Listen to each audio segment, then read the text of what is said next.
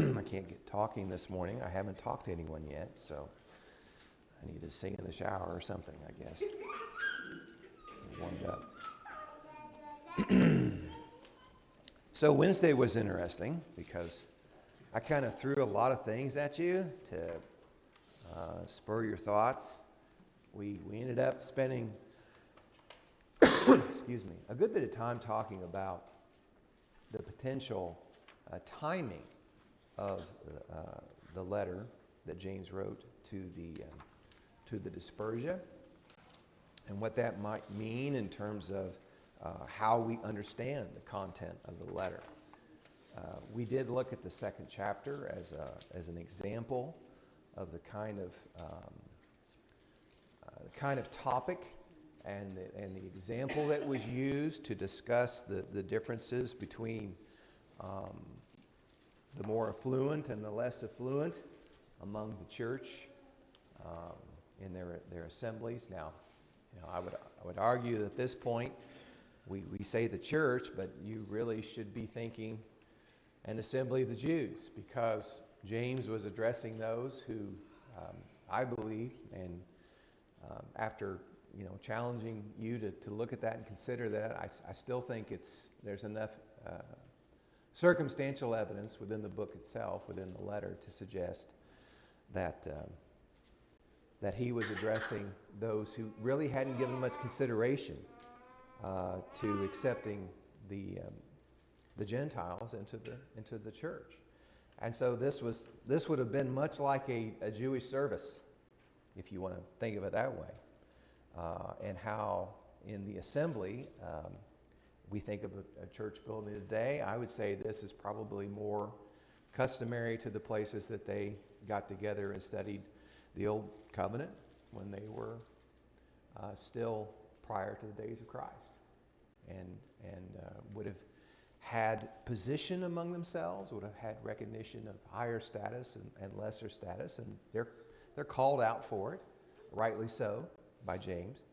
But I think that we can, if we can decide that we want to accept that this is prior to the Council of Jerusalem and any discussion about the Gentiles being part of the church, I think we can gather different connotations and different meaning out of some of these things as we go forward in the study. I'd given you an outline or a single page that was some background on James, referred to as James the Just historically, to separate him, or James the Righteous, to separate him from other James that are in the New Testament. This is identified as James, the brother of Jesus. There are scholars today who challenge that this would not have been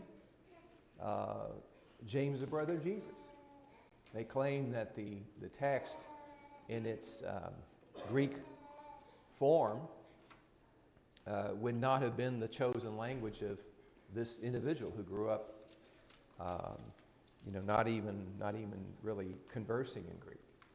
Why would he write a letter in Greek? Well, who's to say that it hadn't been copied and recopied, and that the surviving copies that we have today would be in the Greek form, even though the original letter may have been in more of the common language. I'm not going to try to talk you in or out of any of those positions, other than to say that there are critics of the Bible who throughout the years have looked to either put their own understanding on things for purposes of undermining the truth, or trying to get to a more exact understanding of the truth. Because one is a critic, the only thing I'd say about it is, because one is a critic, it is not necessary that they're antithetical to the Bible. They don't necessarily look to destroy it or its message or its meaning. But they may be a critic in terms of just challenging that which is accepted as the status quo. And I'm going to argue there's absolutely nothing wrong with that. I think we should be critical in our examination of the Scriptures. And so there are some, disputes over that tradition. Again, James probably being a speaker of the Aramaic, and the translations that have survived being in the form of Greek. There are ways to understand that and justify that don't conflict with the authorship of James. But what we do understand about this author is that he is also one of the elders in Jerusalem. He's respected. He's given recognition by those that he works with and serves. And there was a comment in this sheet about how I think in particular I was going to touch on the idea that there's evidence supporting in the Gospel of Thomas. The Gospel of Thomas is, I didn't look up the date of its authorship, but it would have been in circulation relatively early in the new church. It was not canonized. It was not accepted as a scriptural text when the New Testament was compiled from all the letters and the Gospels. However, it is a letter that was widely circulated, and according to the Gospel of Thomas, which still exists in some form, the saying 12 of this gospel, the disciples said to Jesus, "We are aware that you will depart from us. Who will be our leader?" And Jesus answered, "No matter where you come from, it is to James the just that you shall go, for whose sake heaven and earth have come to exist." Having, in the voice of Jesus, having given that measure of authority to where Jesus essentially appoints James, I won't speak to the credibility of that appointment, but I will say that as that letter circulated, it would have been in the mind of those that recognized James as a leader in the Church of Jerusalem that he was broadly accepted in that role. He was one who carried authority and one who spoke with authority, and we see from the account in Acts chapter 15, which I'm going to take the time to look at that. Let's go over to Acts 15. We can see this exchange, and you see how this is handled, so to speak. Beginning up about verse,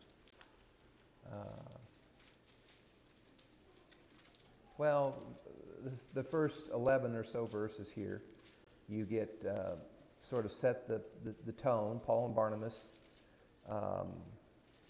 had in verse 2 had great dissension and debate with them, and the brethren determined that Paul and Barnabas and certain others should go up to Jerusalem to the apostles and the elders concerning this issue. The issue being, should the Gentiles be under subjection to the law to the Hebrews of circumcision in order for salvation to occur? So I don't read from this that they were substituting or supplanting baptism in any way, but there were some making the argument, well, it's clear from the Old Covenant that to be recognized as one of God's people, that the mark of circumcision would be an accepted practice. So why would we do anything different? Why would we change that? There's nothing inherent to understanding the necessity of water baptism for salvation to say, well, why shouldn't you also recognize this practice for salvation? When the Gentiles had been, what's the word I want? When they converted to Judaism, proselytized, it's my belief and understanding from what I've read that was a common practice for a proselytized Gentile to go ahead and be circumcised according to the custom. But that was recognized in the Mosaic law, and that's why they did so. So they had this dissension, they had this conversation. So we go through and have the conversation down about verse 13. Paul and Barnabas had now related all the signs and the wonders that God had done through them among the Gentiles. Around verse 13, after they had stopped speaking, James answered, saying, "Brethren, listen to me."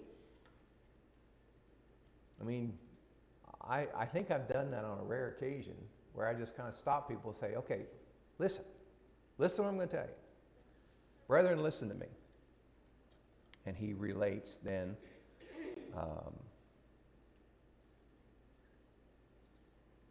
that these things are according to the promise. They're according to our expectation. And comes to the conclusion in verse 19 that by my judgment, we do not trouble those who are turning to God from among the Gentiles, but that we write to them to abstain from idols and fornication and things strangled and from blood. So they come to a conclusion, but it's therefore it is my judgment. That doesn't mean it's an opinion, and it doesn't mean that it is the decision of one person, although this text that I passed around seems to indicate that's kind of the position the author took on this, that it was a declaration of James that was taken as authoritative. Again, there's no reason to conclude that wasn't after discussion among all of the elders and apostles that are referred to in verse 2 regarding or concerning this matter. So James has this position of leadership. He does have a position of authority. He speaks with one of authority. We talked a little bit last week about the fact that James had been martyred. The exact nature of his death is in dispute amongst three different historians. Josephus wrote about it. There's a fellow named Eusebius who also wrote about the death of James. It's clear that he was willing to suffer and die for his faith, that his life was taken from him, whether by stoning or being cast off of a tower of the temple itself, or whether he jumped to his death proclaiming Christ as Lord. May have been some combination of all of those.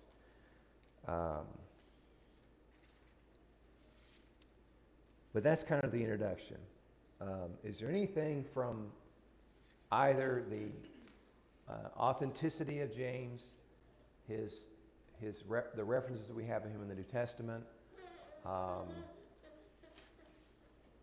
anything you want to touch on that I left vague or didn't clarify, or you want to talk about some more? Anything at all? Or the timing. I said I am more than happy to listen to evidence to the contrary. If you don't think that this text was written to the church prior to the Greeks, the Gentiles, we can look at that as well. I've come to that conclusion, but I'm not going to force that conclusion on anyone else. But I think in going forward, that's how I want to consider this, because I think it has connotations on how we can read other things yet in the letter itself.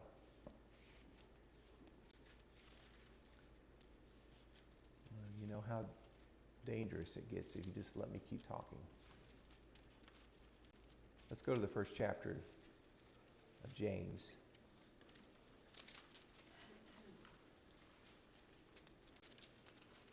James chapter 1.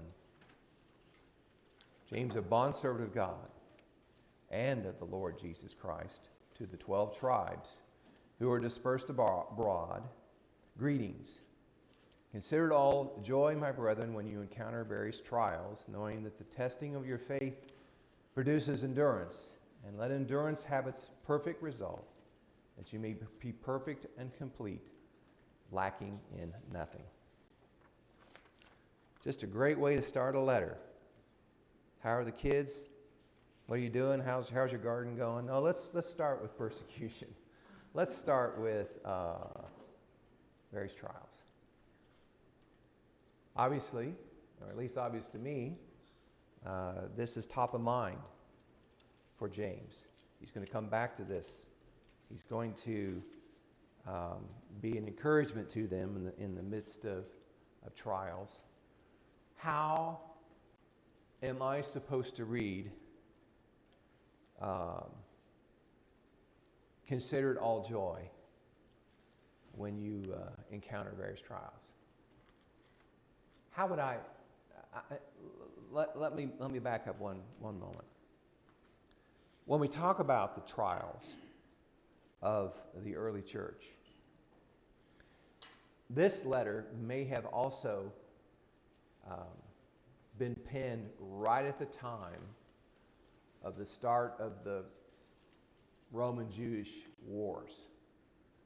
So the Jews had begun to push back against Roman occupation in 65, 66 maybe AD. There were rebellions. There were the Zealots were still active. They were pushing out against Roman occupation, and the emperor authorized generals to take their armies and put an end to the Jewish rebellion. How much the Jewish rebellion was the Christian rebellion, masked as Jewish rebellion, I don't know for sure. But the Romans, even years later, never made a distinction between the early Christians and the Jews, because the early Christians were Jews. They met in synagogues and places that Jews met. They were, by their custom, by their appearance, and by their history, they were Jews. And so to squash the Jewish rebellion is also to squash the Christians of the early church, because the two were practically synonymous. But the fightings and the skirmishes and the guerrilla warfare that the Jews engaged in, attacking battalions of Romans and conscripted soldiers who fought on behalf of Rome, had begun early in the church history, and the Romans rose up in mass to eliminate this problem. They really began to influence a lot more military strength and conquest in what had been the former Seleucian, I'm not saying it right. Seleucian, I think it is, one of the four kings that had controlled Palestine. And they were exacting more influence, more pressure, but it was because of these guerrilla attacks against Roman outposts that they were pushing back against. And it was creating a lot of trouble. So when we talk about trials, we're not really discussing, when I talk about my Christian faith in the workplace, I get dirty looks from people. Or I feel like, the culture really doesn't want to hear about Christ. And I feel like when I try to exercise my faith and bring it up, that people look down upon me or judge me for that, or dismiss me as being some kind of kook. When we're talking about trials here in James 1, what kind of trials are we talking about? Specifically. I think while it's true that the Jews faced trials because of the uprisings, James is still Christian, and he's still writing to Christians, even though they may still identify largely as Jewish heritage. So the motives of James and his audience are not the same as the motives of the Maccabees or those who are trying to spur on these rebellions. That's true. I wouldn't think that the early Christians were necessarily militant participants in that, because Jesus had preached a very message that their kingdom was not going to be an earthly kingdom, and that their fight was not going to be with earthly weapons of war. The Jews were fighting they were trying to establish Judea as a kingdom again. That's what their goal was in this conflict. And the Christians, by nature of their association, got swept up in it. Right. And they certainly suffered the consequences of it, because said, I agree. There was probably no distinction made on the part of the oppressors. So, I think when he says to know that the testing of your faith produces steadfastness, it seems like James's encouragement is not keep up the fight, we can win this. It's keep up your faith, because this isn't the fight that we are winning. Right. I agree. This is not their battle, but their entire Jewish villages that are being destroyed and burned to the ground in the midst of their early faith. In the midst of the things they're already struggling with in terms of understanding what their faith in Christ means to their own heritage, to their own history. You've got so many things going on at one time because of the political turmoil, because of the warfare, because of the killing that is happening of early Christians who were Jews. They were being slaughtered. There were some of these raids where hundreds and even thousands of Jews were killed at the same time. But you also had the conflict that they had within amongst themselves over, like the discussion they're going to have in Jerusalem. How much of our tradition are we going to carry over? Are we ready to lose our national identity for our faith? They had to be thinking in those kind of terms. This is changing. This is changing the face of the believer in God and making them someone that they haven't been.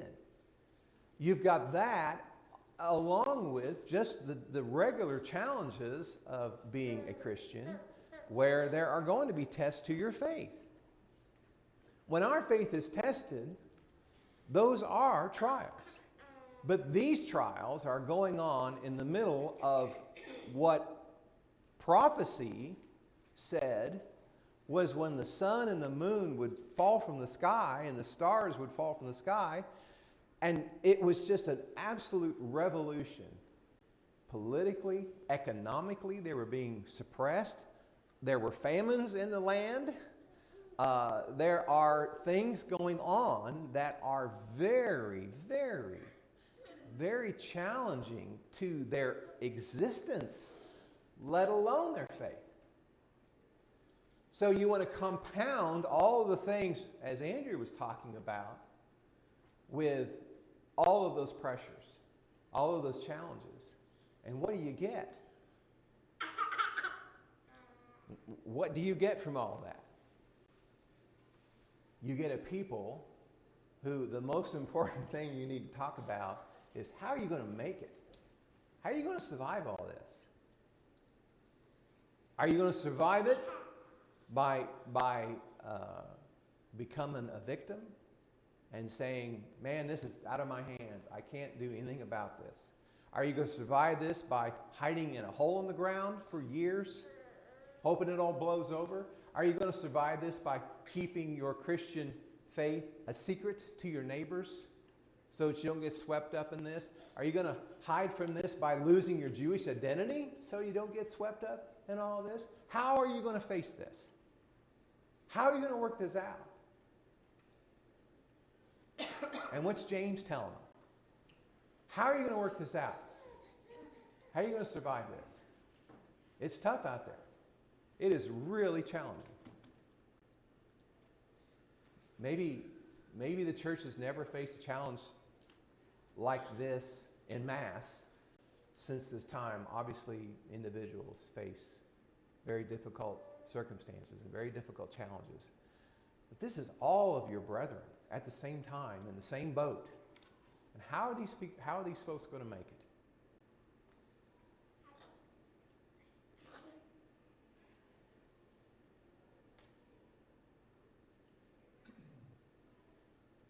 Lots and lots of prayer. Lots of prayer. Ask God for wisdom to help you overcome, help you be steadfast.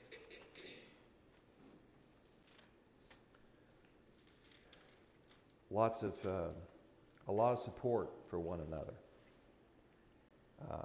I mean, the fact that he's addressing them as brethren, he is addressing his Jewish brothers when he says this. He just said that in verse 1. You're going to encounter these trials. You're going to have to let endurance have its perfect result. The language that James is using all suggests a short-term or a long-term consequence or circumstance. Which does this suggest? Let's start there. Seems like it's there for the long term. You're going to be facing this for a while, Yeah. at least in this life. At least in this life. Yeah. I had a lesson, a month ago or so, about patience. And I said, what of the patience of those who walk in the desert for 40 years? But what of the patience of those who never leave the desert? And James is addressing Christians where some of them are they're not going to survive this. They're not going to make it. And some of their family and their close friends are going to see this. And they're going to know that their family fell because of their convictions. They could have fled, they could have hid, they could have renounced their identity. They could have done things to make this time easier for them, but instead, they fell victim to the wars, to the attacks, to the internal fighting that was going on. May have destroyed their faith as well. All this is going on at the same time, James. I was thinking, James, he's straight, plain talk. He doesn't beat around the bushes. And he reminds me of the statement I've heard many make. In the book of James is where the rubber meets the road. Yes, this is very real. This is very timely. James is not talking about anything that is not front of mind, top of mind awareness for the folks he's writing to. They all know what's going on. They're all struggling with it. It's confusing. It's challenging. You know, the promises of God, again, you can go back to some of the Old Testament authors. You know, God, where are you? I need you right now, and I can't find you. And some of the folks would have had a tendency to have that kind of reaction. And James says that you need to consider it all joy when you encounter various trials. Let's talk about joy for a minute in the midst of all of this. Not this joy over here. She gets confused. She thinks I'm talking about her sometimes. Let's talk about that. Is that even realistic to put that in a letter and expect people to go, oh, I hadn't thought about that. So I'll just suck it up and I'll consider it all joy. It's great. What is James trying to say when he says that? It's not about particularly having joy in this trial or this test, but joy in what's going to happen, what's going to be the result, what we're looking forward to. And I wasn't here Wednesday night, so I'm not sure what was said exactly. I couldn't hear exactly, but if you don't mind, if I could read the definition of test, and because it struck me to make sense of this verse. Something such as a series of questions or exercises for measuring the skill, knowledge, and intelligence capacities or aptitudes of an individual or group. So it's not, the test is not the point. It's the result of the test. What's it going to pan out for? Okay. So Joy, you're suggesting that they have to think constantly of the big picture. And the big picture is always an eternal picture, not a temporal picture. Yes, sir. There's also a sense in which, especially because of the nature of this trial, that they can count it joy because in the suffering that they're enduring, they are just like their Lord. He said he faced the same thing. Yeah. And And he told his disciples, his apostles, the servant shouldn't expect to be treated differently than his master was. Yeah. So if the master suffered, the servant's going to as well. So if Jesus suffered, the disciples will. And so they're facing exactly the same thing. And so they can count themselves fortunate to be like him in that sense. Not that it's fun, but I mean, there are a few things better than being counted like Jesus. I've said for a long time, one of the greatest compliments that the Sanhedrin ever gave to the apostles was, they're not very smart guys, but we can tell they've been with Jesus. If people say that about me, I've done at least something right. Okay, so you're observing, and I think rightfully, the conclusion they can draw, the affirmation they get from the persecution is they must be somehow on the right track in order for people to see them as a threat, to see them as something to be persecuted and driven out and eradicated, as they did Christ, as they conspired to destroy him. There are people conspiring right now to destroy these brethren, and they're active about it, and they're working at it. And so the joy is in the identity of being one of Christ's children, and the privilege of tasting just a small part of what he endured on our behalf. We do not earn our salvation by enduring trials, but we do have an appreciation for the one who gave his life for us. And it should be a growing affection and love as a result of that appreciation. Was there a comment over here? Okay, go ahead, Joe. There's not here, so yes. So what Grace was talking about is actually one of the scriptures that was referenced in my centerline reference, 1 Peter 4:12 through 14. Beloved, don't be surprised at the fiery trial when it comes upon you to test you as though something strange were happening to you, but rejoice insofar as you share Christ's sufferings, and that you may also rejoice and be glad when his glory is revealed. If you are insulted for the name of Christ, you are blessed because the Spirit of glory and of God rests upon you. And it's actually also talked about in the Sermon on the Mount. Expect it. Okay. So it's not that it's wrong to look for the bright side in things, and to try to keep your chin up, so to speak. I know I've read some of the things of Great Britain in World War II, and there was a lot of time devoted to encouraging the people who are experiencing carpet bombing every night from the German bombers overhead. And it was keep your chin up. We can do this.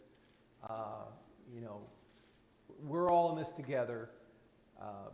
The Prime Minister was notorious for one that was delivered very rousing and very emotional speeches about, we're Great Britain. We're an empire, and we're gonna survive this. And in a way, that applies here too. It was not fun.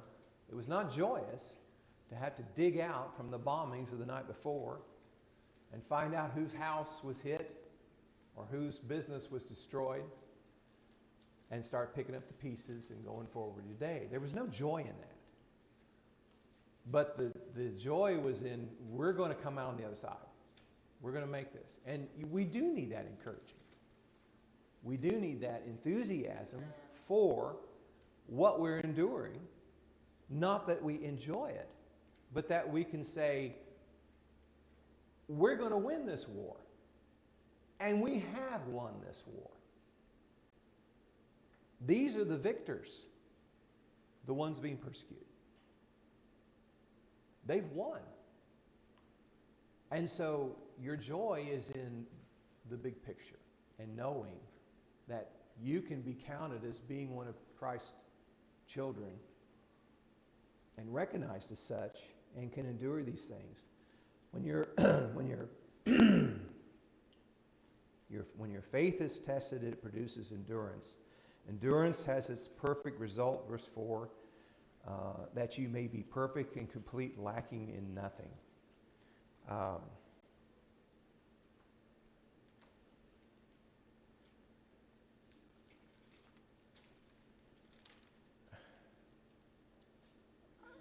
I don't know how you feel about reading that. I never feel complete. I never feel perfected. How can I be lacking in nothing? And I'm in pain. I see the pain of my brethren. I see the loss in our community. I see in my mind the challenge that we might not even come out of this as a people that you would identify when this is all said and done. We might be eliminated. We might be destroyed. But to say that this is going to produce in me a completeness, a perfection lacking in nothing, I think it's really hard to put into practice. Because I look at myself as sort of more of a work in process and really not anywhere close to completeness or perfection. And I know it's a forward statement. It's a future look. I get that. But someone said to me, don't make your goals so big that you can't attain them. And this seems like a really big goal to me. This seems like what might be an unattainable goal. And so you don't want to make false expectations for yourself or for other people. How do you make that work when this is such a lofty thought of completeness and perfection in the Lord? How do we get there? Help me out, Jeff. How do we do that? Look back at Christ and what he did for us. It's not me. It's what Christ did for me, and just keep reminding myself that. So what is perfection in me? What is perfection?